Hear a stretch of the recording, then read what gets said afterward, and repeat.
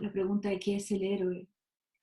Eh, ¿Es solamente el que vive la apoteosis?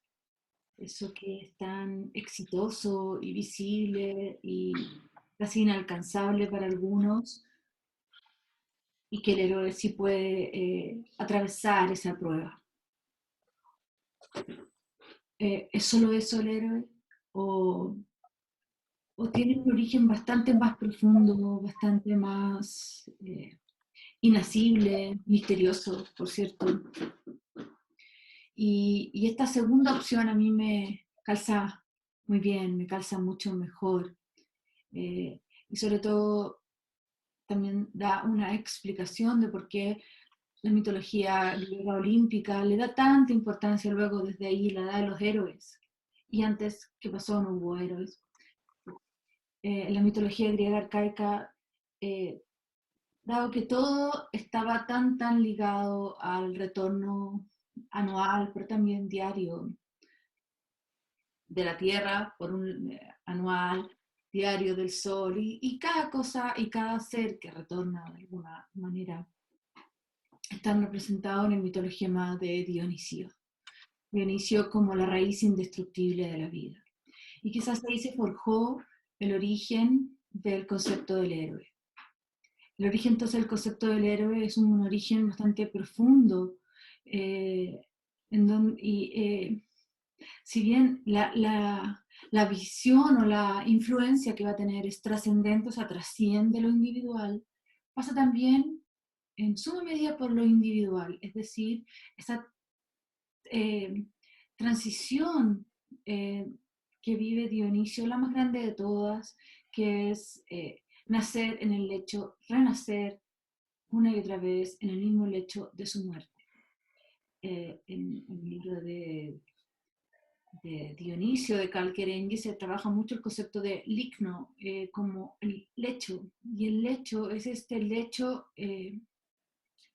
infernal, el lecho de la muerte, el lecho en donde se han dado todas las transformaciones, es decir, las pérdidas de las formas anteriores, y eso no se toma como una obligación o como se toma como por dado, como for granted, sino que se entiende que es una lucha individual que es capaz de vivirla y atravesarla con máximas ganancias. ¿Qué significa renacer? El lenguaje también de Calquerengue, sobre todo en otro libro que se llama En el laberinto, sería el momento del giro. Ese momento del giro es el momento en que no sigue bajando, por ejemplo, la semilla, y hace un giro, y el giro implica en comenzar a subir. Eso es lo heroico. Ese es el gesto heroico. Atravesar esa zona de máxima oscuridad, concepto que trabaja ¿cierto? La psicología como en antiodromía, como el momento de la máxima oscuridad, la saturación máxima de la oscuridad que da origen a la nueva luz. Entonces de ahí viene el origen de lo heroico. Y es por eso que muchos autores, o algunos por lo menos, han trabajado desde hace un tiempo hasta ahora con la idea del héroe interior. Pero finalmente, ¿qué es esto del héroe interior? Y siento que aquí hay una luz, hay una suerte de propuesta mística, por cierto, porque es místico, porque es un misterio, porque no podemos hablar de aquello como resolver un problema, es decir, atravesar esas oscuridades máximas, sino como adentrarnos en un misterio que, que lleva como eh, ulterior etapa una renovación. Entonces, puntuarlos y verlos y ubicarlo en ese lugar, en esa área, en ese ámbito, ayuda a mirar esto del héroe interior como un trabajo que no puede saltarse el sacrificio, lo oscuro, lo misterioso, lo caótico, lo desordenado, lo desconocido, lo descontrolado, lo ambiguo, lo abismal, lo difuminado, todo lo que está en relación a esa área. Y, y es por eso que quizás el primer héroe es entonces Dionisio. Entendiendo que Dionisio es un mitologema y que también podemos ver eso mismo eh, en Osiris y la renovación diaria del sol en su hijo Horus, o en Tamuz, en la mitología babilónica, o en Dumuzi, en la mitología sumeria primera, en Adonis, en Atis, y así. Entonces, no sé cuál sería la palabra a continuación, como aceptando, tomando en cuenta, bueno, cada uno desde su lugar va a elegir cuál es el concepto exacto, pero ya nosotros habiendo revisado o poniendo en valor que sea esto, esta concepción tan profunda del héroe, nos relacionamos distinto con un curso, con un libro, con el concepto del héroe en sí. Ya no nos interesa solamente las batallas y entendemos que las batallas son metáforas, muchas veces muy reales, ahí están sucediendo en el mundo de hoy. En el adentramiento de estos misterios, estas zonas que son bastante difíciles o imposibles de controlar desde la razón. Quizás también el héroe es justamente un héroe porque puede ahondar en esa zona que la razón justamente no puede. Es lo mismo que la separación entre mito y logos. En algún momento, mito en la Grecia presocrática significaba un relato, sigue significando un relato, pero era el relato verdadero, el relato sagrado, la narración sagrada acerca de un acontecer, por supuesto, por sobre todo sagrado y por esto místico. Luego se separa del logos y el logos viene a ser el relato de lo verdadero y este viene a ser un relato fantástico o ficticio o incluso mentiroso o falso. Hoy día así se utiliza muchas veces la palabra mito, ¿cierto? Como lo que no es.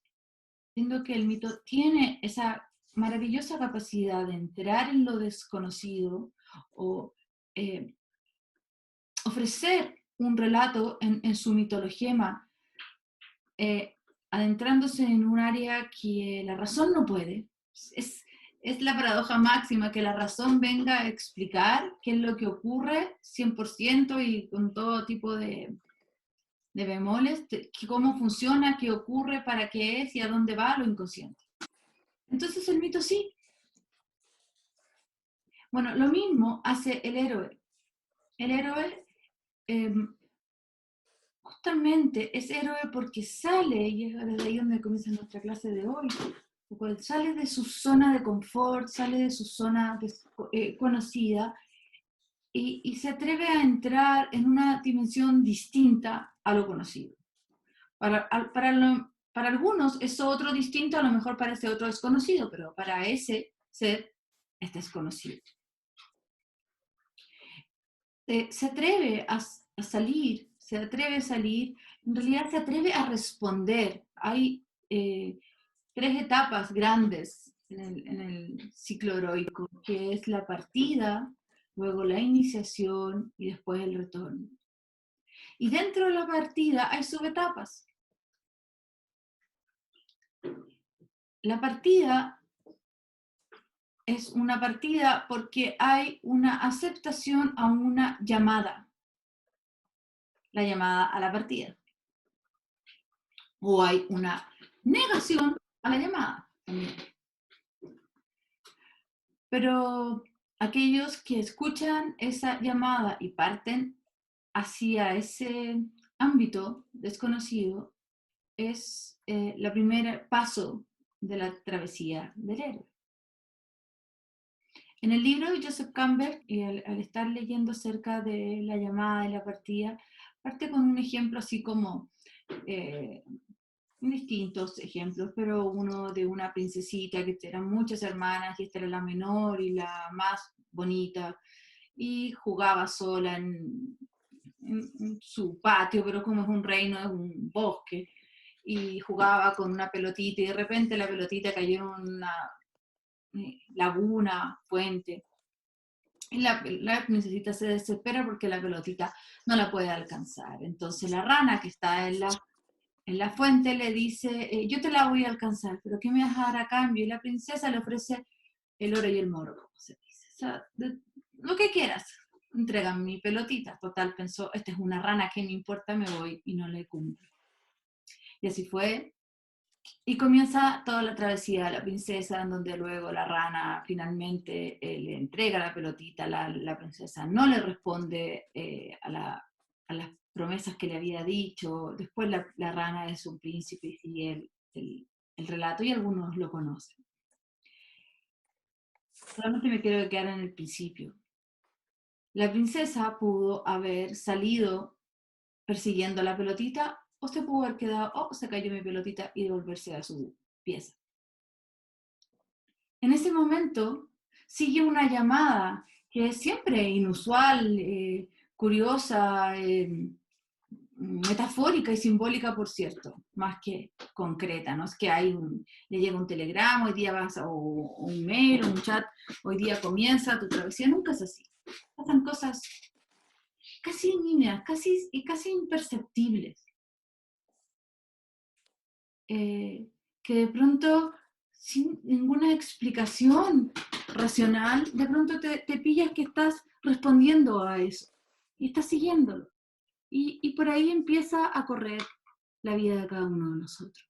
Nos interesa sobre todo aprender que estos mitologemas están dando cuenta de un arquetipo mítico que es el héroe. Y nos interesa leer simbólicamente para ir comprendiendo cómo es que es tan vivo, cómo es que es tan actual, tan presente, ciertos mitos heroicos tan antiguos, tan antiguos. ¿Qué elementos de la figura heroica nos hace tanto eco en el interior que nunca pasa de moda? Hay veces que sí, porque de pronto se ha entendido, se ha rigidizado el concepto de héroe como una sola etapa, quizás la etapa de la iniciación, y dentro de la etapa de la iniciación, la etapa de la apoteosis. Entonces, algunos ya nos cansamos de solamente ver esa película.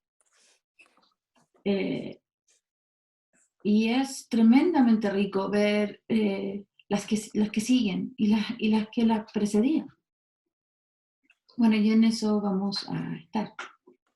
Incidentalmente concreta, pero fundamentalmente es interior. En profundidades donde se vencen oscuras resistencias, donde viven fuerzas olvidadas y perdidas por largo tiempo que preparan para la transfiguración del mundo. La travesía del héroe es incidentalmente concreta. Por ejemplo, la pelotita. La pelotita que se le arrancó a la niñita y la niñita sale atrás de la pelotita y se encuentra con una ranita. Todo es... Pero empieza un desarrollo de una trama que es fundamentalmente interior. Ahí empieza entonces a coserse y a jugar y a ponerse en valor elementos que estaban incluso escondidos ante nosotros mismos. Los teníamos ocultos o desconocidos, o estaban esperando hasta ese momento para desplegarse. Tenemos una cantidad de, vamos a decir información, porque es mucho más profundo el concepto del inconsciente, pero una cantidad de contenidos o una cantidad de futuras vivencias en potencia, un mundo abismal por desplegarse o emerger. Y ahí, gracias a ese elemento concreto, casi sin importancia, empieza a desarrollarse lo que para nosotros hasta ahora era desconocido. Pero también termina con algo muy interesante, preparan para la transfiguración del mundo.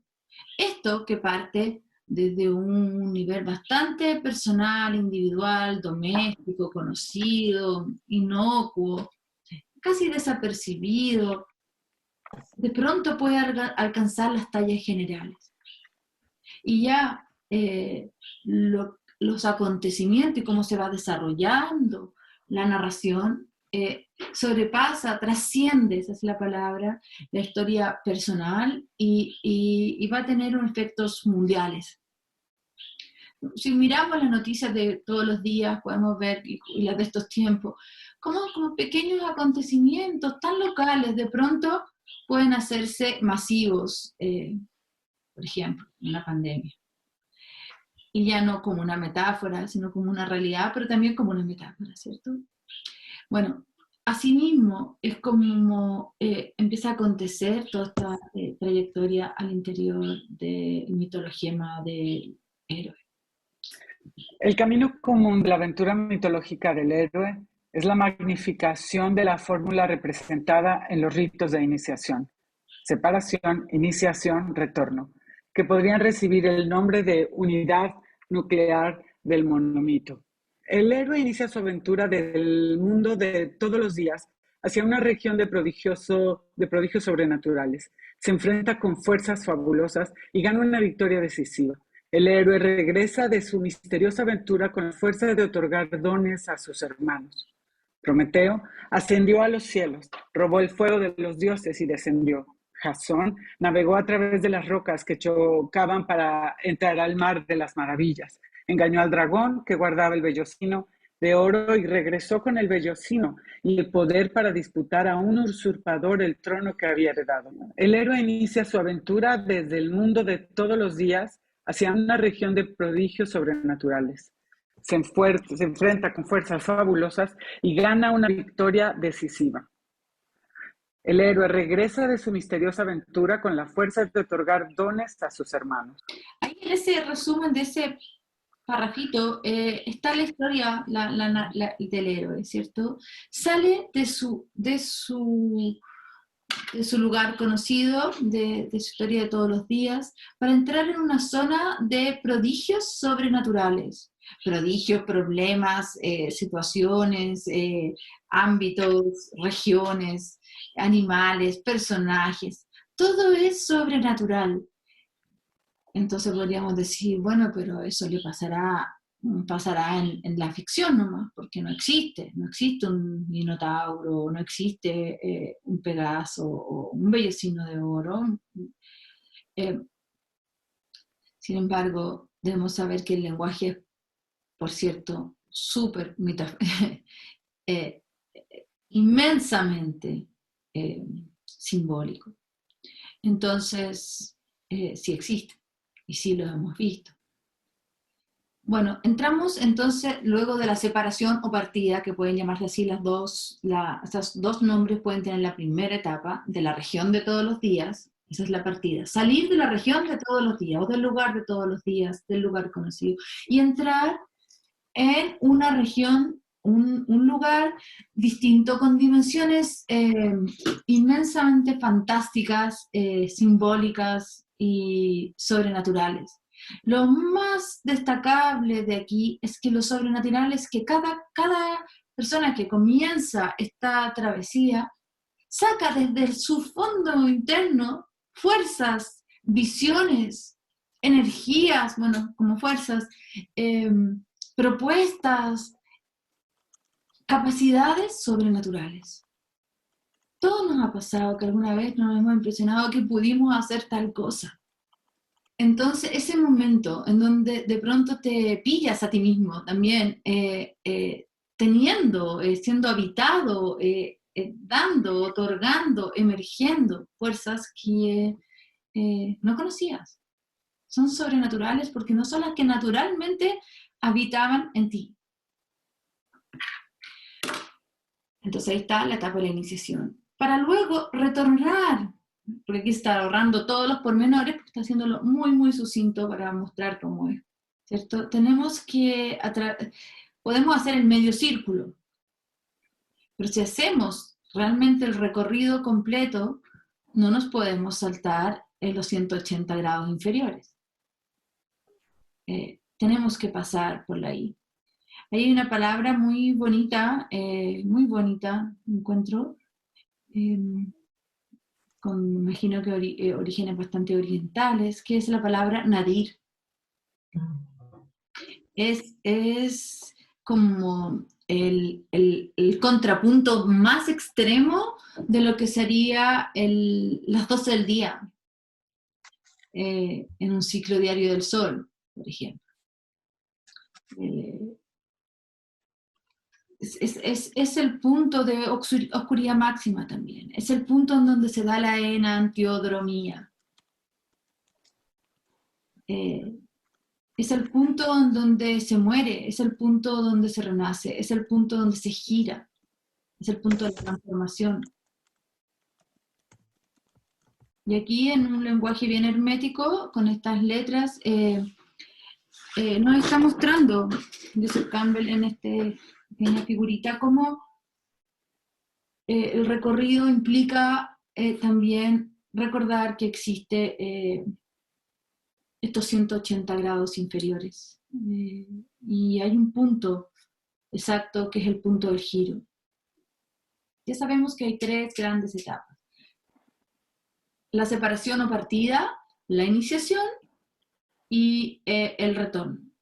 Y que estas son etapas que se viven circularmente y que esto significa que la iniciación tiene también una contraparte y que también junto con el apoteosis, el momento máximo de la prueba y de vencer la prueba máxima, hay un contrapunto o un contrasentido inmensamente especular que está representando todas las fuerzas inconscientes que están también, o que gracias a ellas en realidad tenemos todas estas resultantes visibles allá arriba, al mediodía. Las siguientes páginas presentarán en forma de una aventura compuesta las historias de los portadores simbólicos y mundiales del destino de todos los hombres. La primera gran etapa, que es la de la separación o partida, será mostrada en la primera parte, capítulo primero, en 5 subdivisiones. 1, la llamada de la aventura o las señales de la vocación del héroe. 2, la negativa al llamado o la locura de la huida del Dios. 3, la ayuda sobrenatural, la inesperada asistencia que recibe quien ha emprendido la aventura adecuada. 4, el cruce del primer umbral. Y 5, el vientre de la ballena, o sea, el paso al reino de la noche, la etapa de las pruebas y victorias de la iniciación. Aparecerán en el capítulo segundo en 6 subdivisiones. 1, el camino de las pruebas o del aspecto peligroso de los dioses. 2, el encuentro con la diosa, Magna, Mater, o la felicidad de la infancia recobrada. 3, la mujer como tentación, el pecado y la agonía del Edipo. 4, la reconciliación con el Padre. 5, apoteosis. Y 6, la gracia última. El regreso de la reintegración a la sociedad, que es indispensable para la circulación continua de la energía espiritual dentro del mundo y que desde el punto de vista de la comunidad es la justificación del largo retiro del héroe, es usualmente lo que ante él se presenta como el requisito más difícil. Porque si ha alcanzado, como el Buda, el profundo reposo de la completa iluminación, existe el peligro de que la bienaventuranza de esta experiencia aniquile el recuerdo, el interés y la esperanza en las penas del mundo. Y también que el problema de mostrar el camino de la iluminación a los hombres envueltos en sus dificultades económicas parezca demasiado arduo. Por otra parte, si el héroe, en vez de someterse a todas las pruebas de la iniciación, se ha precipitado a su meta por medio de la violencia, de la estratagema y de la suerte, como Prometeo, y ha entregado al mundo la gracia que deseaba, es posible que las fuerzas que has equilibrado reaccionen duramente y sea castigado en forma interna y externa, encadenado como Prometeo en la roca de su propio inconsciente violado. O si, haciendo una tercera suposición, el héroe regresa salvo y por su voluntad pudiera encontrarse con una incomprensión o un desprecio tan absolutos de parte de aquellos a quienes ha venido a ayudar, que su carrera se hundirá. El tercero de los siguientes capítulos concluirá el estudio de estas posibilidades bajo 6 subdivisiones. 1, la negativa al regreso o el mundo negado. 2, la huida mágica o la fuga de Prometeo. 3, el rescate del mundo exterior. 4, el cruce del umbral del regreso o la vuelta al mundo normal. Y 5, la posesión de los dos mundos. Y 6, la libertad para vivir, la naturaleza y función de la gracia última. A lo que llamamos héroes muchas veces, así como hay un error en la conceptualización de lo que es la palabra mito, también lo hay con el héroe, en el sentido de que muchas veces solamente estamos atentos a la etapa de la iniciación o las pruebas, o por último, mucho más, solamente a la etapa de la apoteosis. El retorno es muy delicado y posiblemente también esta es la última etapa como que realmente permite que haya una validación de que el héroe es un héroe. En realidad un héroe es un héroe también porque ha podido trascender sus necesidades personales, su vida personal, y por quien esa trascendencia significa un legado para la humanidad, y en eso se llamaría un benefactor.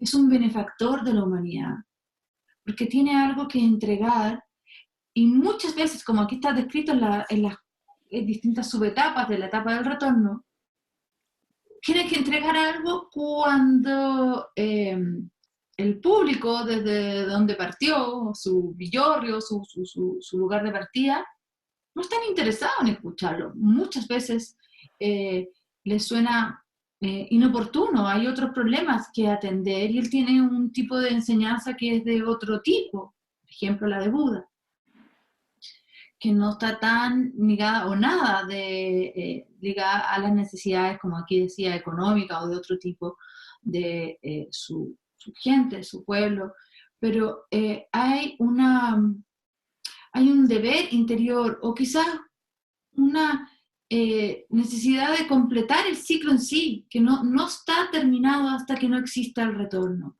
Quizás la gran idea, la maravillosa idea de la creación de Odiseo, en el sentido de darle, después de la Ilíada en Homero, que ya hay muchos puntos a Ulises, crear una nueva obra en donde todo signifique retornar.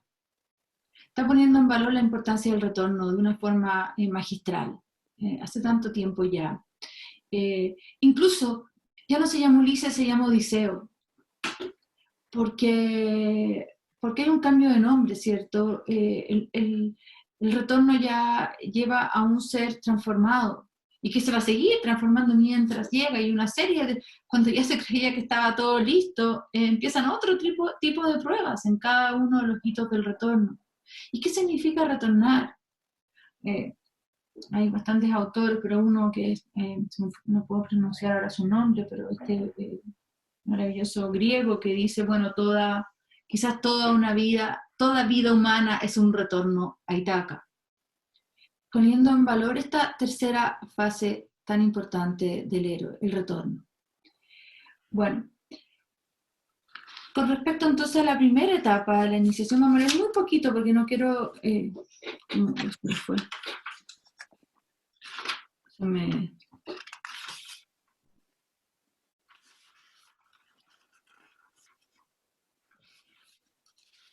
Con respecto a la primera etapa, vamos a ver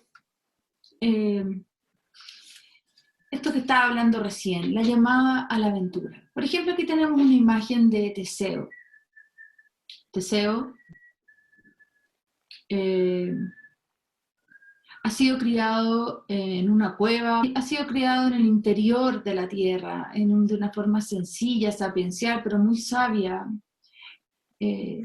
Y de pronto se entera de que su padre es el propio rey Egeo, y el padre sabía que a tal edad iba a regresar en algún punto su hijo, y se sabe por ciertas características, y bueno, nomás el padre se presenta a su hijo, el hijo al padre, se regocijan de felicidad, y hay todo tipo de festines y celebraciones, y se informan se informa Teseo de que hay un serio problema entre Atenas y Creta y que hay que llevar 14 niños, 7 hombres y 7 mujeres, como una forma de pagar un tributo al rey de Atenas. El rey de Atenas, que bueno, es conocido como Minos. En realidad Minos significa en cretense rey, o sea, todos los reyes se han llamado Minos, pero bueno, ha encerrado a este Minotauro en el fondo de un laberinto porque su mujer Pasífae, que es una versión por supuesto olímpica y desde el mundo ateniense, porque Pasífae es una diosa, no la consorte de, pero bueno, aquí es la consorte del rey y ella, luego de que el rey pasó a llevar las peticiones de Poseidón, porque Poseidón estaba pidiendo, por supuesto, a Creta y a todas las islas Cícladas, todos los honores que puede llevar a un grupo humano a vivir esta talasocracia, que es la aristocracia naviera, poder regir una vida a través de un manejo de embarcaciones y ríos, embarcaciones, perdón, mares. La cosa es que el toro que les pasó para que fuera ese sacrificado era tan bello que Minos omitió matarlo y mató uno en vez, creyendo que iba a traicionar al dios, pero el dios no tiene un pelo de leso, sabe mirar debajo del agua, como dicen, y supo que era una traición. Entonces, en represalia hace que la consorte del rey Pasífae se enamore perdidamente del toro y bueno, nace este Minotauro. Este Minotauro que empieza a ser una vergüenza social es encerrado al interior del laberinto. Esta es la versión del laberinto, por supuesto, no minoica, sino que desde la versión de la Grecia clásica y también de la versión de la Grecia heroica. Pero la cosa es que Teseo quiere apoyar en esta causa y se embarca y llega al laberinto y quiere ser él el que dé muerte o se las arregle con el Minotauro para que no perezcan una vez más 14 niños, injustamente. Ahí sintió un llamado a la aventura. Él había pasado 14, 17, 15 años arquetípicos, ¿cierto?, en el interior de una cueva, al interior de un lugar conocido, bastante simple, cotidiano, pero lleno de abundancia en muchos sentidos, y sobre todo calmo, tranquilo, perteneciente, sin grandes altibajos. Y de pronto, en un día, se despierta una serie de nuevas visiones, en donde sabe que tiene que salir al mundo desconocido. Incluso el padre, Egeo, es el mundo desconocido. Ser hijo de un rey es absolutamente desconocido. Ser héroe, para nada. Él vivía con un centauro. Entonces, todo es desconocido. Y desde ahí una seguidilla de cosas. Es como la bolita de la princesita. De pronto, todo, bueno, por algo te he dicho, empezó a correr la bolita, ¿cierto? Y está bien puesto ahí la metáfora. Entonces, este Teseo siente, apenas llegado, que tampoco puede llegar, sentarse y reinar y ser el hijo del rey, sino que tiene una misión que enfrentar. Es una llamada a algo desconocido, ni siquiera algo bueno o algo malo, no es algo moral.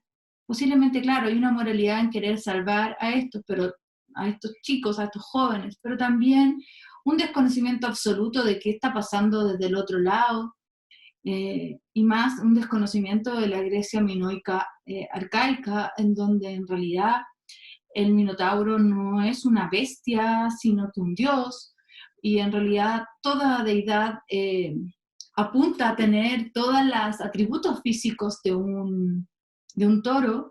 Cuando estamos en la era de Tauro, con todas esas, como con esa estilo y deseos de vivir la abundancia de todas esas cualidades al máximo.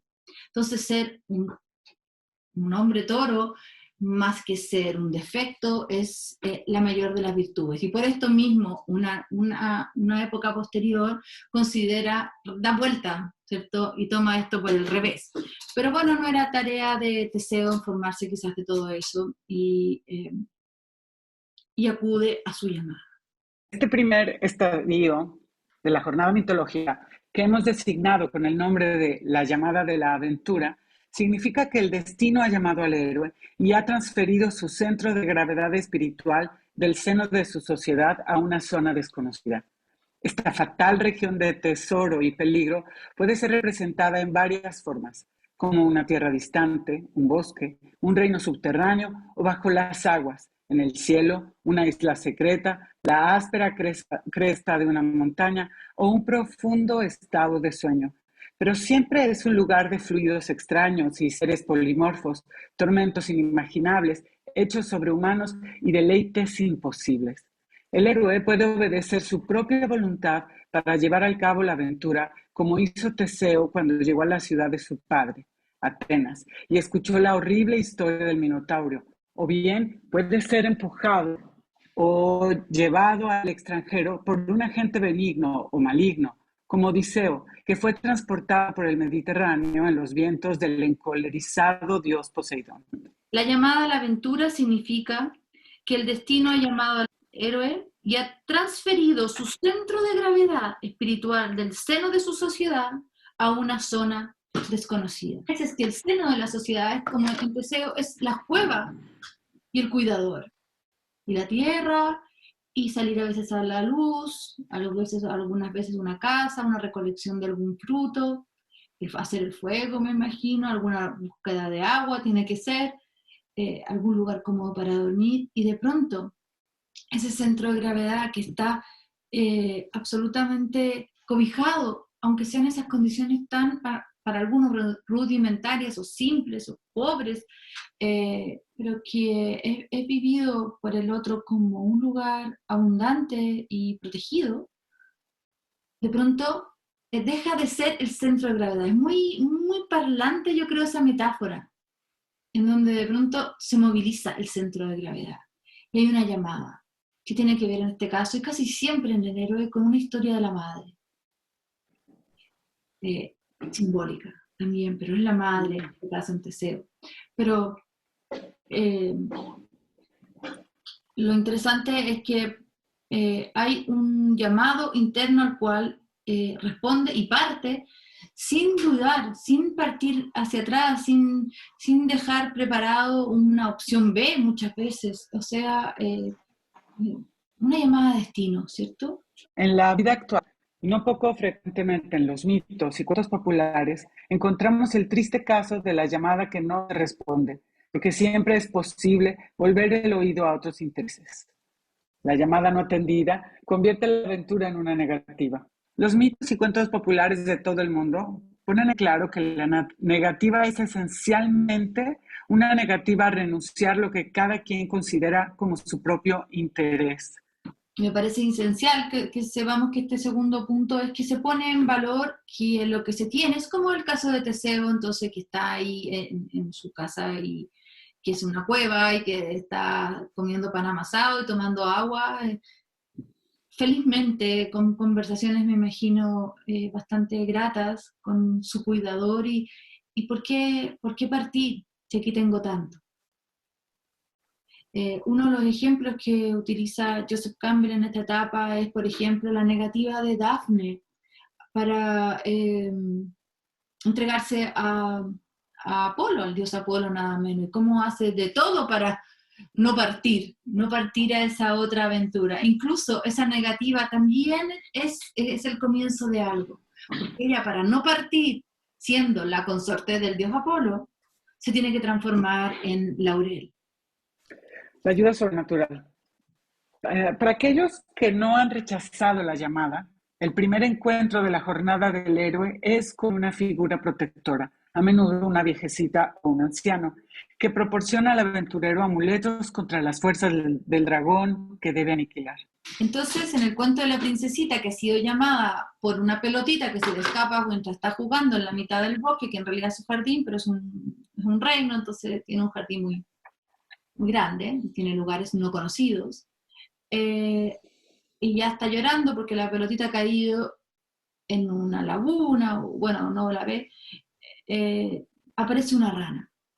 Vamos a ir viendo una serie de personas, como en el caso de Perseo, que ya nos debemos meter ahí, en el héroe que vamos a revisar ahora, cuando él siente la llamada a defender a su madre, luego de que parte a ver a buscar a la medusa, para poder enfrentar a la medusa y traer una cabeza de medusa, era necesario tener una ayuda sobrenatural. Y ahí están las náyades, quien le ofrecen 3 elementos, o en realidad fue Hermes, no se sabe, pero lo interesante es que intervienen fuerzas sobrenaturales que le dan ciertos amuletos, ciertos elementos o herramientas. En el caso de Perseo le dan el casco de la invisibilidad, las zapatillas volátiles de Hermes y también como un zurrón que se llama kibis, en donde poder poner la cabeza de la medusa después. También hay veces que solamente entre medio aparece Atenea, nuestra Atenea, que hemos revisado algunos, con el arco, con su, ¿cómo se llama? El escudo, que va a servir de espejo para que él vea. Entonces, siempre hay una ayuda sobrenatural, un señor que nos dice en la calle, oiga, se le cayó esto, pasa algo, a veces tenemos un choque, pero la persona que te habla te da una información, cosas inesperadas que no están en el camino de lo ordinario o de lo que se esperaba vivir en ese momento, y eso es justamente lo sobrenatural. Ya con la ayuda sobrenatural, el héroe entra de lleno en una zona desconocida. Y para entrar en esa zona desconocida es necesario que pase o atraviese un umbral. Este pasar el umbral es justamente el umbral que divide el mundo conocido del desconocido. En el mundo muy antiguo, en el mundo sumerio, cuando Gilgamesh hace conciencia de la muerte de su amigo, porque muchas muertes antes no lo habían realmente estremecido, pero sí la muerte de Enkidu, cuando decide partir, va a ir a un lugar que nadie hasta aquí ha conocido, y en ese momento se encuentra con un primer umbral, y hay una pareja de escorpiones que está antes del camino de la muerte. Después se encuentra con una tabernera. Después se encuentra con Urchanabi, que es el que cruza las aguas. Todos estos son umbrales que poco a poco van mostrando cuánto se está adentrando cada vez más y más en las aguas de lo desconocido. La tabernera, después de los escorpiones, la pareja de escorpiones está antes de comenzar el camino de las 2 montañas, que es unas montañas que hacen el recorrido del sol y que nunca un humano ha hecho este recorrido. Y ellos le dicen que para qué se va a meter en tales tallas, porque nadie conoce, nadie ha hecho esto, ¿cómo lo va a hacer? Bueno, es una serie de pruebas que le ponen estos para ver si está capacitado como para meterse en un TT de este tipo. Luego la tabernera le dice que ahí están las aguas de la muerte, pero que hasta aquí nunca nadie las ha cruzado. ¿Cómo va a tener el tupé de atreverse a cruzar así nomás las aguas de la muerte? Él le dice que no la ataje porque él va a hacerlo, y si no va a dar vuelta en la pradera como desesperadamente. Así que por favor le diga cómo hacerlo. Y cuando ella se dio cuenta que él estaba sumamente convencido de su misión hacia lo desconocido, que no es como tener un plan, una carta Gantt, todas las herramientas y arminículos para hacer, no, solamente que está decidido a avanzar en este adentramiento del misterio, ella le dice, mira, ahí va Uchanabi, que es el barquero de la muerte, o de las aguas de la muerte. Súbete y él te va a guiar. Y Uchanabi es otro umbral y le vuelve a decir. Pero bueno, todas estas etapas, ya una vez cruzado el umbral, para Joseph Campbell es la etapa de estar en el vientre de la ballena. Entras al vientre de la ballena, que es por cierto una metáfora, por supuesto está Moby Dick y hay obras que demuestran ese pasar, o Pinocho, ¿cierto? Está en el vientre de la ballena, pero el vientre de la ballena es un lugar sumamente oscuro, totalmente desconocido, totalmente caótico, misterioso, tenebroso, pero también, y aquí hay ejemplos que pone Joseph Campbell en esta etapa, en donde se entra en contacto en un cuento polinésico, creo que es, se encuentra en contacto con una personita que tiene un nombre que es el alma de la ballena. Entonces empieza a tener todo tipo de contacto y amistad con el ánima en el lenguaje junguiano. Maravilloso. Quizás hasta aquí el héroe nunca había entablado una conversación con el ánima, como en el vientre de la ballena. Y desde ahí ya estás listo para salir a la etapa de la iniciación, que es la etapa de las pruebas. Es una suerte de, por cierto, una suerte de iniciación en sí mismo. Por ejemplo, vamos a ver que Heracles para uno de sus trabajos necesita hacer esta bajada o sea, necesita iniciarse en los misterios de Eleusis para ir a buscar el perro cancerbero. Entonces, miremoslo como esta iniciación espiritual. El estar en el vientre de la ballena tiene todo lo tenebroso, pero también tiene el contacto más estrecho que ha existido nunca con el alma.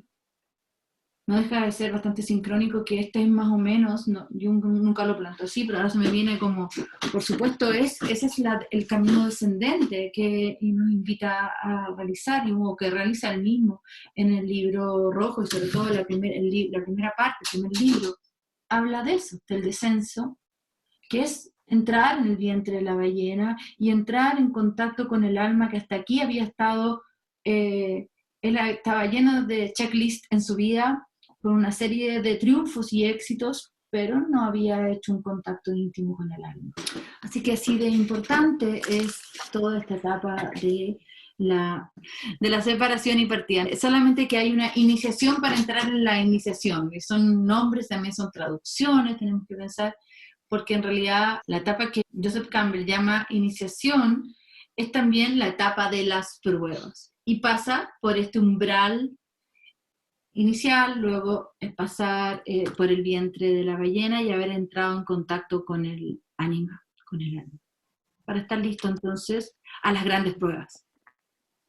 Bueno, sí le pasa a Gilgamesh, ¿cierto? Una vez llegado a la tierra de Utnapishtim, empiezan otras pruebas distintas. Él había matado hienas, osos, panteras, toros, había hecho recorridos que nadie había hecho, pero nunca se había encontrado frente a la planta de la inmortalidad, nunca había tenido que bucear, encontrarla en el fondo de un pozo de agua dulce, ni encontrarse con la gran prueba de aceptar la pérdida de la planta, porque finalmente cuando se quedó dormido se la comió la serpiente. Esa es una prueba de otra talla. Es más fácil tener una prueba de matar a un oso y traérselo aquí al hombro. Perseo es el hijo de Danae o Danaide y Zeus. Así que aquellos que son hijos de una madre mortal y un dios son semihéroes, o sea, semidioses, o sea, héroes. Pero en realidad lo que lo hace héroe no es tanto esa cuna como su travesía heroica y haber logrado su condición de héroe en sí. Entonces, ¿qué significa esto? Lo que acabamos de leer antes, salir de este lugar conocido, rico, rico porque es el lugar que conoces rico de riquezas, de las riquezas más profundas, más simples, pero también más permanentes y otorgadoras de vida y bienestar presente, incluso en las condiciones más hostiles, como es la de Perseo. Perseo, entonces, es el hijo de Danae. Danae es la hija de un gran rey que Acricio, que junto con su hermano Preto se estaban peleando Argos. Se estaban peleando Argos y bueno, esto no es nada inusual. Dos hermanos peleándose una herencia, es como, no serán los primeros ni los últimos. La cosa es que estos dos hermanos no llegaron a arreglo y Acricio entonces divide su tierra con su hermano y sintiendo que ya quería, como ya no tenía la ayuda, el apoyo, podrían haber reinado junto con los hermanos, pero no fue así, sintiendo que le necesitaba tener algún otro hombre en su familia, fue y consultó el oráculo de Delfos. En el oráculo de Delfos le informaron que él no iba a tener ningún otro hijo hombre y que, por cierto, además, en este momento su hija, Danae, estaba embarazada de un hombre. O no, perdón, iba a embarazarse, perdón, de un niño que iba a ser su nieto, pero que también este nieto iba a ser su perdición. Así que ante tal revelación, él decide cortar por lo sano y esconde a su hija en el fondo de la tierra. También se dice a veces en una torre, pero en realidad es en el fondo de la tierra, como en una especie de cárcel o tumba al fondo de la tierra. Si se dan cuenta, en el origen de las palabras, Perseo y Perséfone tienen mucho que ver en el origen del nombre, ¿cierto? Entonces esta historia de que el padre lleva a su hija a esconderla al fondo de la tierra, tenemos que tener la suficiente capacidad para poder leer que de alguna forma es darle por destino un destino como Perséfone, ¿cierto? Dejar a su hija encerrada en un cofre al final de la tierra, o en un cubículo, o en una celdilla, con su nodriza, es también desearle un destino como el de Perséfone, para evitar que así la hija se embarace y tenga un crío que vaya a después quitarle la vida. Así que en aras de evitar ese destino, crea este otro destino. Pero ya saben que en el mundo griego no se puede evitar el destino. Así que el destino corre por su cuenta y nada menos que Zeus, como lluvia, entra en el fondo de la tierra, donde estaba este cubículo, este ataúd de fierro forjado,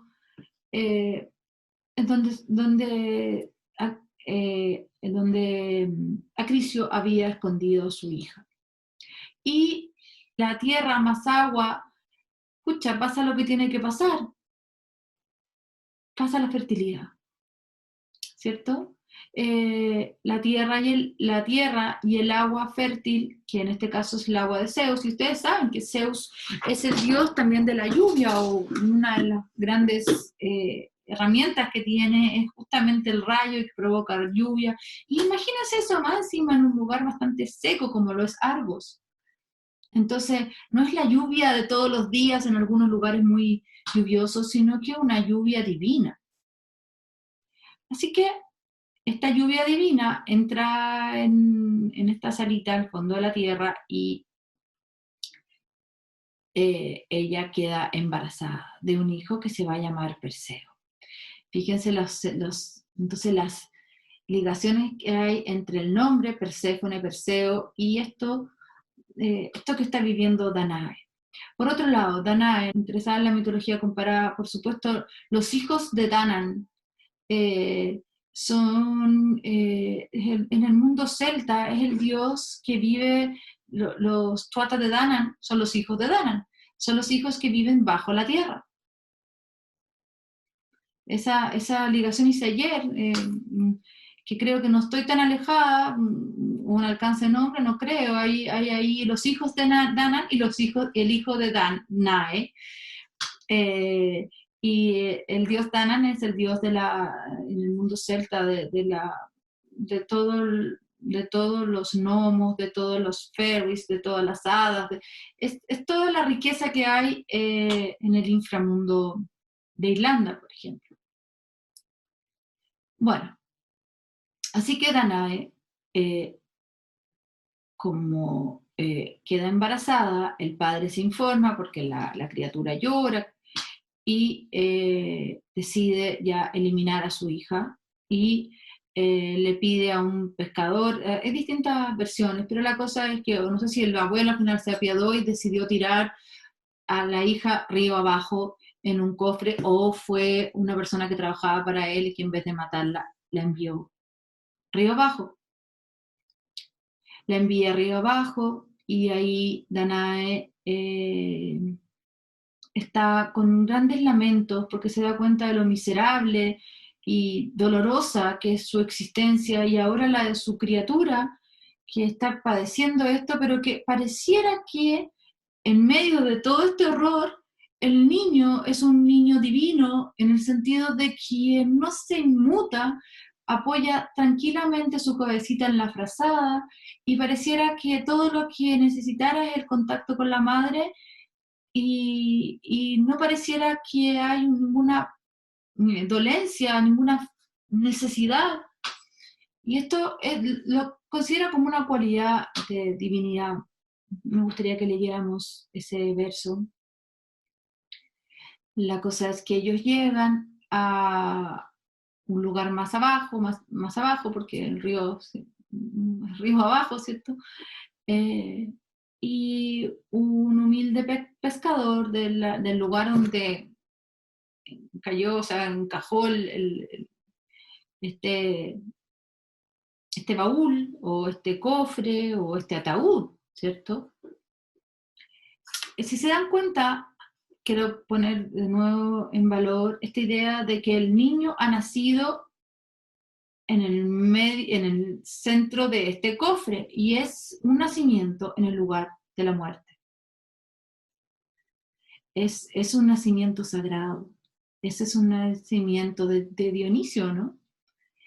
Entonces también tiene muchos elementos con Dionisio, o sea, en asociación. Bueno, este niño va con su madre, llegan a esta orilla del río y un bondadoso pescador los encuentra y los ayuda, los protege, también se asusta porque no sabe qué es esto, tiene que esclavar, pero no tiene temor. El pescador Dictes viene a ser un benefactor también, ¿cierto? Una ayuda sobrenatural, en el sentido de que es alguien que está ahí y que se preocupa de, siempre dicen es un viejecito, un mago, una hechicera. Bueno, aquí hay un viejecito muy humilde, pero que a su vez es hermano del rey. El rey Polidectes es hermano de Dictes. Y Odictus, este rey, en el nombre tiene incluida la palabra como servidor del inframundo. O sea, en el antiguo pesar, en la antigua visión, es un servidor del inframundo porque había y el pescador es el que capta con las redes. Y en realidad son las redes de la muerte también. Si ustedes se dan cuenta, si no lo miramos con tanta luz, a la luz del día, sino que lo miramos de una forma más inconsciente, han enviado en un cofre a una niña que ahora se ha convertido en mujer y que ha parido un hijo en el inframundo. Ahí está, ahí le había enterrado el padre, o escondido. Y luego tira este ataúd o caja o cofre o sarcófago río abajo y es capturado en las redes del pescador Dictes, que es hermano del rey de la zona. Pero que funcionan en conjunto, por eso es tanto el contrapunto entre el pescador, hermano del rey, porque en realidad son uno. Y si ustedes aluden a otras mitologías, hay toda una metáfora del rey pescador. Por ejemplo, toda la historia de Parsifal y la importancia del rey pescador, que es un rey pero al mismo tiempo está pescando y muchas veces la herida se la hizo pescando. Entonces son el mismo. Y está muy relacionado con todo el mitologema de Orfeo y también crístico como pescador de almas y eso. Porque en realidad lo que pescó Dicte fueron almas. Fue el alma de Danae y el alma de Perseo. Pero Perseo, como tenía hijo de Zeus, pudo vivir en medio del escenario de la muerte, ¿cierto? Pudo vivir y crecer luego, gracias a Dictes. Pero por supuesto, el rey quería a Danae para él y quería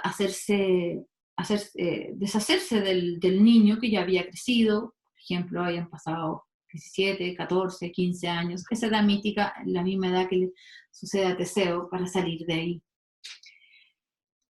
La llamada a la aventura de Perseo es en el momento en que el rey pide que que todo el público haga, que todo su pueblo le haga caso en hacer un tipo de concurso. Hay veces que se llama que es un festín, que es Eranos, significa un festín en donde todos traen algo, pero lo que había que traer era inmensamente grande, cada uno aportar un caballo, y como una suerte de concurso, y para ver quién sería capaz de casarse con una chica de por ahí. Y hizo esto en realidad con Suqué. Suqué era dejar en vergüenza y ver lo pobre y las pocas oportunidades que tendría Perseo para poder salir con la suya o tener algo que ofrecer y participar de esto. Por otro lado, de esta forma, si lo enviaba lejos y en una misión imposible, supuestamente para el rey, él se iba a poder quedar con la madre y quizás hubiese hecho lo que quisiera con la madre, y eso no es algo que nunca Perseo podría aceptar. Perseo, al igual que Dionisio, entonces, también tienen un destino que buscan como remendar el destino de la madre. En el sentido de que Dionisio, en la versión más olímpica, cuando muere en medio de las llamas, porque Zeus es su padre, y la madre, que es mortal, le pide al padre que se presente tal como es, porque la había instigado con esta idea Hera, que estaba muy celosa. Entonces la madre le pide, Semele le pide a Zeus que se presente tal como es, y Zeus dice, pucha, no me pidas esto. Pero finalmente accedió a las peticiones de Semele y muere fulminada. Entonces, todo el deseo también desde esta mitología olímpica de Dionisio de dar la vuelta y entrar al inframundo y retornar, es para traerse a su madre de ahí, ¿cierto? Traer su madre al infierno. Aquí es sacar a la madre de las garras de Polidectes. Pero es menor qué pasa, y es de mayor importancia esta intención de remendar el destino de la madre y la muerte, en realidad, en relación a la muerte. También en relación a lo que había hecho su abuelo con la madre. El otro que tiene esa misma, que calza en ese mismo mitologema, es el gran médico, ¿cierto? El hijo de Apolo, Asclepio, gracias. Asclepio busca retornar a su madre Corónide, que ha muerto fulminada, igual como Semele, y busca saber de medicina para traer a la vida a su madre. Bueno, ahí hay una temática simbólica común en relación a la madre que ha sido muerta por. En realidad, ese es el gran punto. Bueno, así que Perseo, que ya se vio que desde guagua era muy resiliente, al menos, tenía ya todas las condiciones para atreverse a aceptar el reto, aunque por supuesto no tenía ni un caballo y mucho menos nada, no tenía nada. Pero tenía el llamado. Y aquí viene la importancia del llamado. Esta seducción del gran ogro rey que quería abusar de su madre fue un llamado para él, y no quedarse y aceptar las cosas como son y despertar y ahora que mover su centro de gravedad hacia una zona desconocida en búsqueda de algo que no sabía dónde está y cómo conseguirlo, pero que traería una renovación, no solamente para su madre, sino que para el reino, y también para el reino de su abuelo, porque todos eran unos tiranos. Bueno, así que él ofrece que va a traer no un caballo, sino que la cabeza de la medusa. Y Polidectes dijo, anda, tráemelo, como diciendo imposible, así que ándate bien lejos nomás. Las medusas vivían en lugares muy oscuros, muy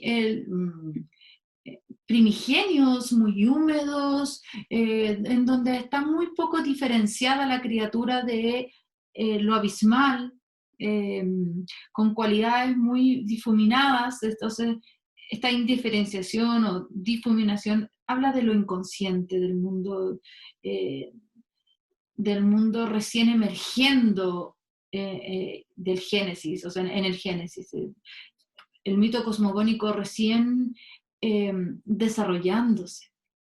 Ir hacia allá, en donde están las medusas, y que son hermanas también de las greas, que son estas viejas muy feas, que tienen un solo ojo para compartir entre las tres, y que ellas serían las únicas que podrían guiarlo hacia el lugar donde está la medusa.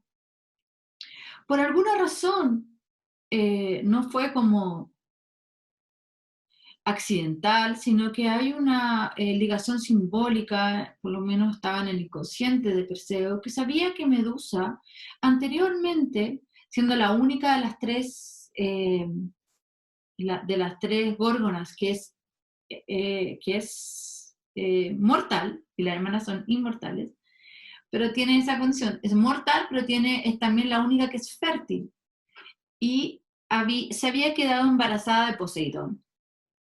Y Poseidón está muy relacionado con el mundo de los caballos. Bueno, entonces, si estaba embarazada de Poseidón, en su interior tenía lo que él necesitaba, lo que buscaba el rey, o el trofeo, o mucho más que eso, la pieza clave para salvar a su madre y salvar al rey. Medusa estaba embarazada de Pegaso y de Criasor. Así que ahora ya con esa intención, en alguna parte tengo, con esa intención, él va hacia estos lugares abismales y le pide ayuda a las grayas, quienes son estas viejas que compartían el mismo ojo, pero no sin antes haber recibido una ayuda sobrenatural. Se le acercan las Náyades, y también en otras versiones es el mismo Hermes que se acerca y lo apoya y le presta sus sandalias, como podemos ver. Además, le prestan el casco de la invisibilidad, y además le prestan un zurrón o una kibisis, eso es el nombre, kibisis, que es el nombre del zurrón, saquito, en donde va a poner la cabeza de la medusa. ¿Por qué había que ponerla en una kibisis?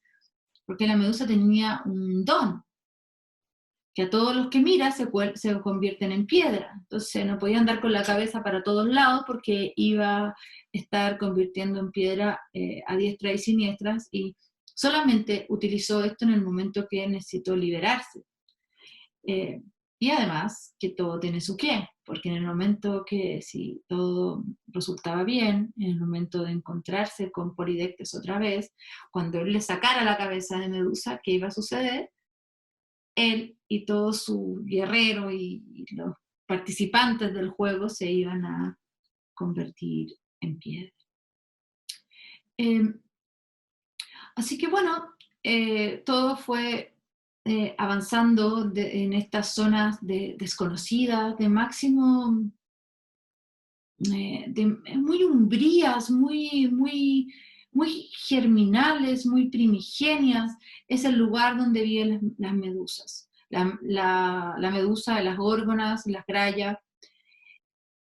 Ahora, simbólicamente, que él decida ir tan atrás, o tan adentro, o tan profundo, es algo que, por supuesto, él conocía, como se dice, desde el pecho, porque realmente él fue engendrado en la oscuridad, viajó por las aguas turbulentas de la oscuridad. En el lugar donde están las medusas hay aguas, estas aguas desconocidas, son los confines del mundo, lugares que nadie ha pisado nunca. En ese lugar te puedes llegar a encontrar solamente ahí con las medusas y la graya. Pero ir hacia atrás, o ir hacia adentro, o ir a lo profundo, o ir al centro, o ir a lo desconocido, con tal atrevimiento, es algo que solamente puede hacer un héroe. Y en realidad, como que estuvieran reservadas estas capacidades desde siempre en Perseo para realizar tal misión. Fue criado ahí, fue engendrado en un lugar oscuro que no vio la luz del sol por mucho tiempo. También representa en la mitología un ir hacia atrás o hacia adentro o hacia el centro, desde la mitología más heroica, poniendo en valor su ser oriundo de una mitología arcaica que se maneja en las oscuridades. A eso voy. Se maneja en las oscuridades. Bueno, así que con la ayuda después de Atenea, que es un punto de yuxtaposición entre una mitología arcaica y una mitología más olímpica, puede finalmente cortar la cabeza de la medusa, porque si la miraba a los ojos, él iba a quedar convertido en piedra. Había que actuar en un instante muy preciso. También, para poder pedir ayuda a las grullas de cómo conseguir saber dónde estaba Medusa, tuvo que arrebatarles el ojo, el único ojo de las tres, con lo cual quedaron extremadamente vulnerables y a cambio entonces de sentir de vuelta su ojo, contaron dónde estaba Medusa.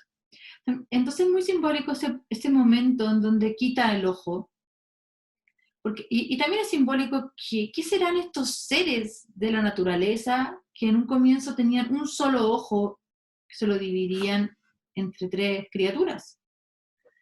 Y es como el despertar de la visión, el despertar de una ceguera o de un momento de oscuridad, o el despertar a la luz, un gradual despertar hacia esa zona. Perseo se manejó con todos estos elementos extremadamente tranquilo y bien, pero por supuesto seguía siendo todo desconocido para él, no era que él supiera la ruta y supiera lo que tenía que hacer, o que hubiese sabido de antemano, que iba a sentir que iban a llegar las náyades a traerles estos arminículos, que se le iba a acercar a Atenea o que se le iba a acercar Hermes con sus sandalias voladoras.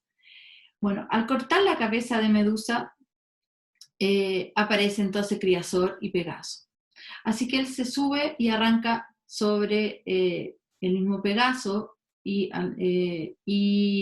lleva la cabeza de Medusa en su kibisis, que es este saquito. Pero en el camino de vuelta se encuentra con una mujer atormentada por un monstruo marino, arriba de un peñasco, amarrada al peñasco, y es la hija de unos reyes más orientales eh, que, que han expuesto a su hija a este tremendo monstruo porque por una falta de respeto o una de prudencia de la madre de Andrómeda, que desafió su belleza con las Nereidas, Poseidón se enojó y envió todo tipo de castigos. Y la única forma de remendar este pecado de engreimiento fue nada menos que exponer a su hija al monstruo de las profundidades, esperando que alguien la redima, la salve, ¿cierto? Y este fue Perseo. Entonces, al verla, tiene que pelear con este monstruo y ella, luego que la suelta, ayuda a tirar piedras al monstruo. El tema de las piedras o de hacer piedra, entonces empieza a ser simbólico importantemente aquí. ¿Qué simboliza la piedra, lo perenne, lo antiguo o lo que queda perenne para siempre de aquí en adelante? O las bases desde donde se va a erigir todas las demás tramas. Pero ahí hay un tema importante, ¿cierto? Convertir en piedra. Bueno, así que Perseo, ahora otra vez triunfante, creo que incluso la cabeza de Medusa otra vez sirve aquí en este caso para convertir también el resto de cosas en piedra. Y vuelve al reino donde está Dictes, donde está Polidectes y donde está Danae. Y llega y el Eranos, que era la fiesta donde todos traían algo, todavía no había terminado, así que llegó justo a tiempo, así como pasa, ¿cierto? En James Bond, en todos los héroes, llega justo en el último minuto, pero a tiempo. Y, por supuesto, tiene todo el triunfo, no solamente porque su caballo era el más fantástico y creativo de todos, porque era un caballo que volaba,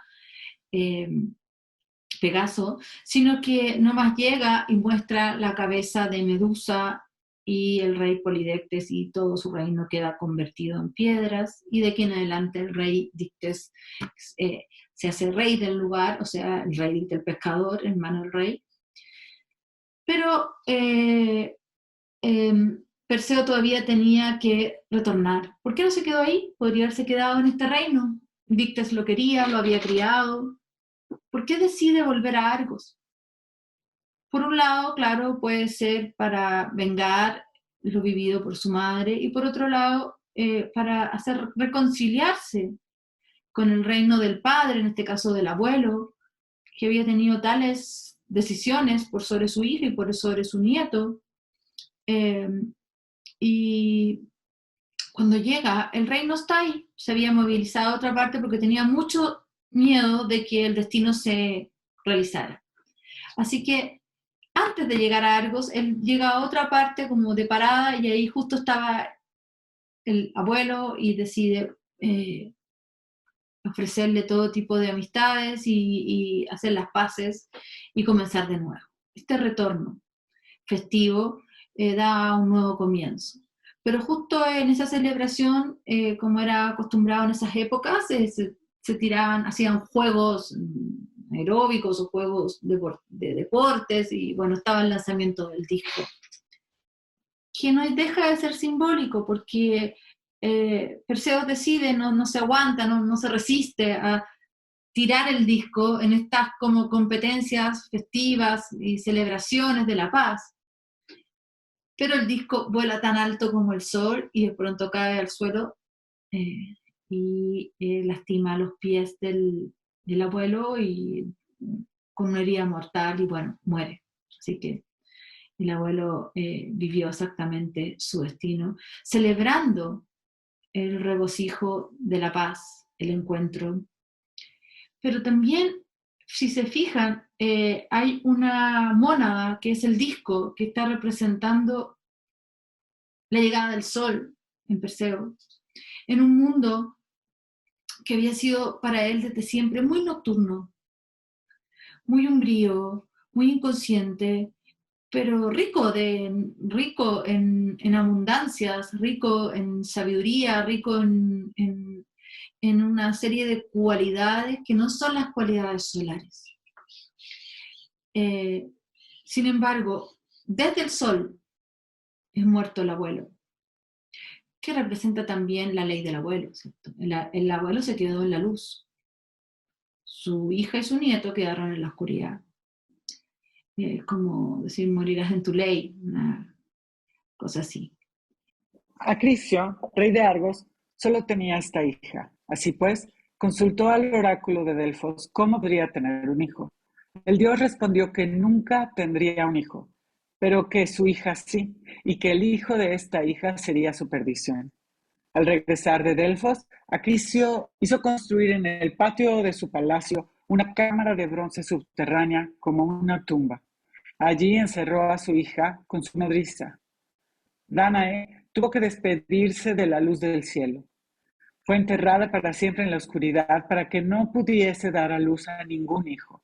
En cambio, fue el rey de los dioses en persona quien deseó a la joven Danae.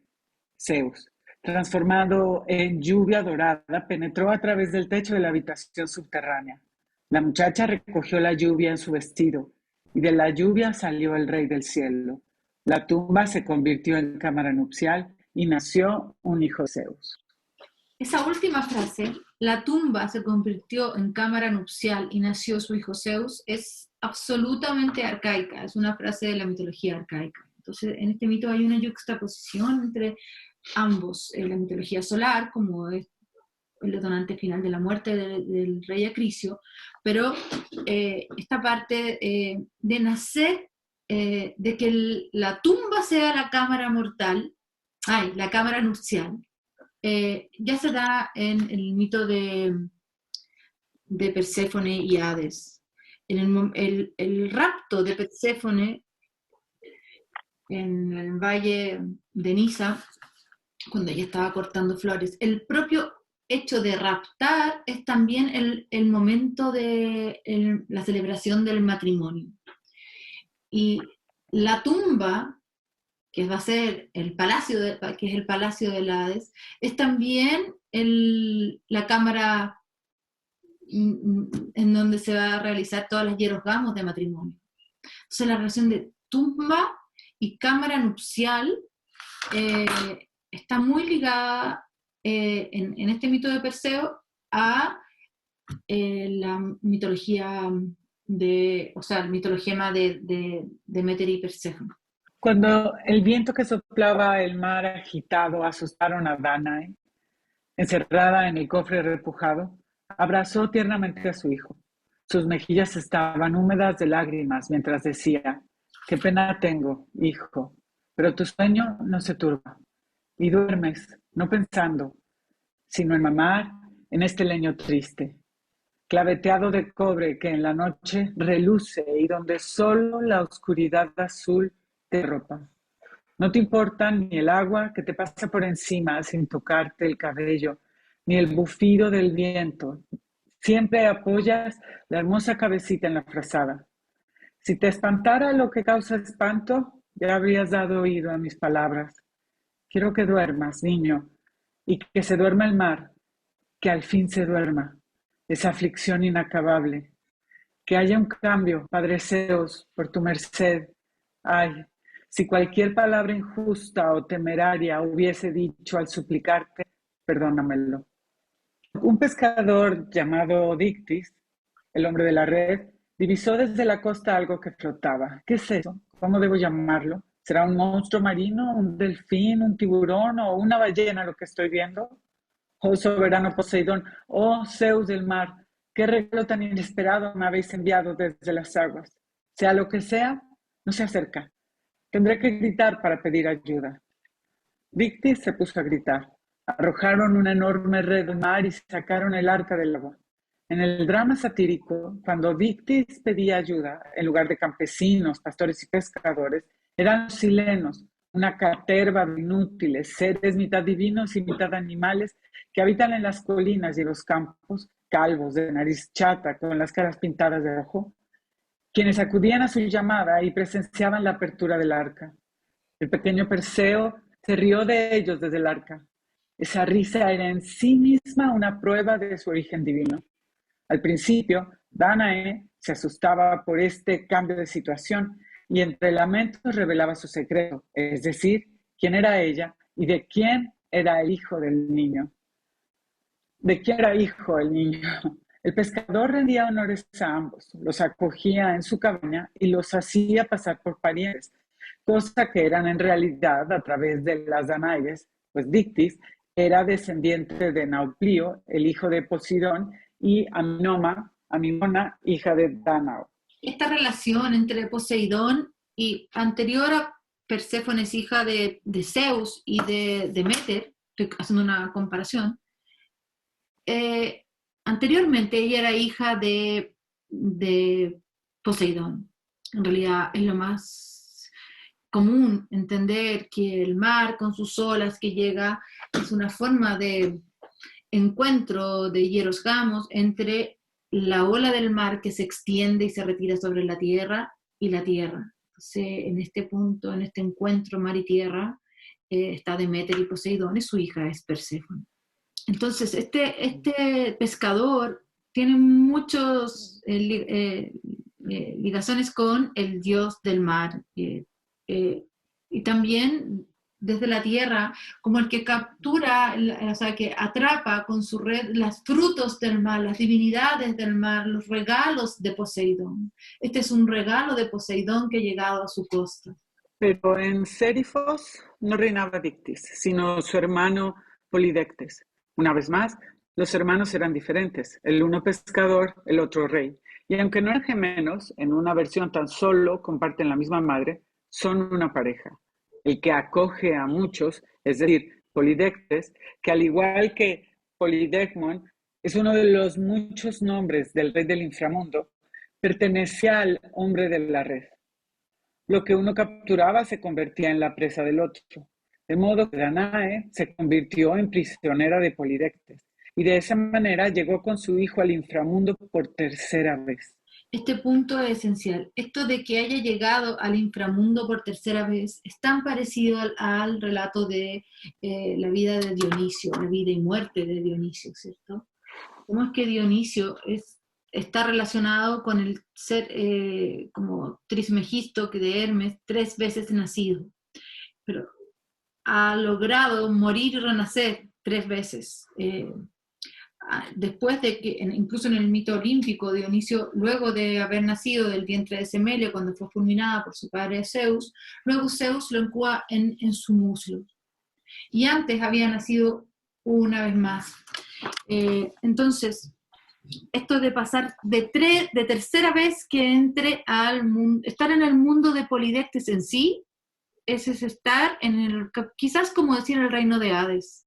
Es una costa de la orilla quizás del inframundo infernal. Y es por eso que tenía tanto manejo, como les había dicho antes, me imagino, con llegar y decir a boca de jarro, ya, yo no tengo un caballo, pero traigo la cabeza de la medusa. Es lo que corresponde a su naturaleza, a la de Perseo, porque ya estaba curado con este mundo, ¿cierto? Es bien sabido que los pescadores no crían caballos, así que ¿cómo hubiese podido Perseo traer uno consigo? De modo que Perseo le dijo, con todo el descaro al rey, te traeré la cabeza de la gorgona, a lo que el rey respondió, tráemela. La gorgona Medusa tiene cuerpo de caballo en una representación muy antigua. De acuerdo con los relatos más antiguos, era una yegua, esposa de Posidón, en uno de los matrimonios que éste contrajo bajo forma de semental. Ahí, Que Perseo. Perdona. Entonces, hay toda una juxtaposición de símbolos.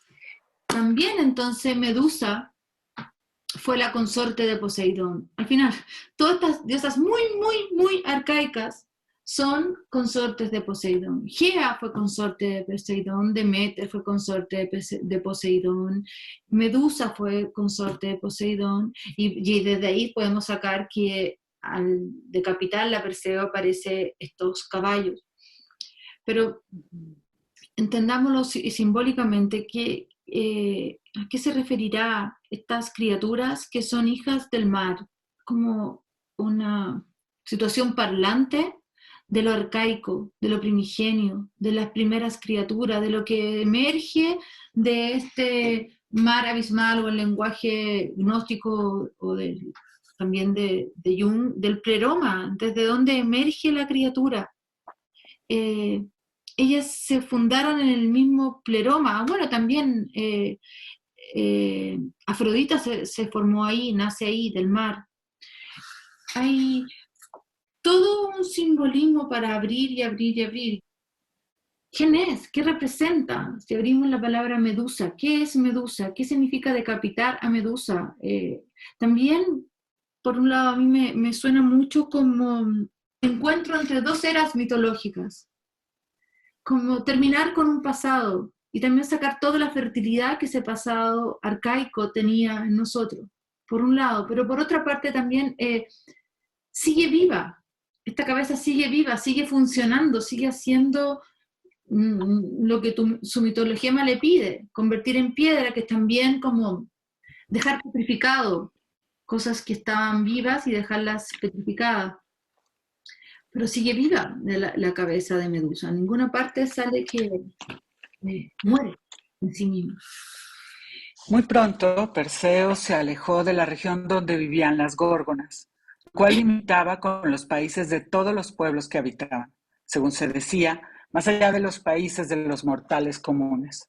Lo festejó con los hiperbóreos en el norte y por el sur voló sobre la tierra de los etíopes. Allí encontró en la escarpada costa, se dice que fue en Palestina, cerca de Jaffa, a una hermosa muchacha. Estaba allí expuesta y encadenada. Este encuentro fue un hecho importante, no solo en la historia de Perseo, sino también en la historia de la poesía dramática griega.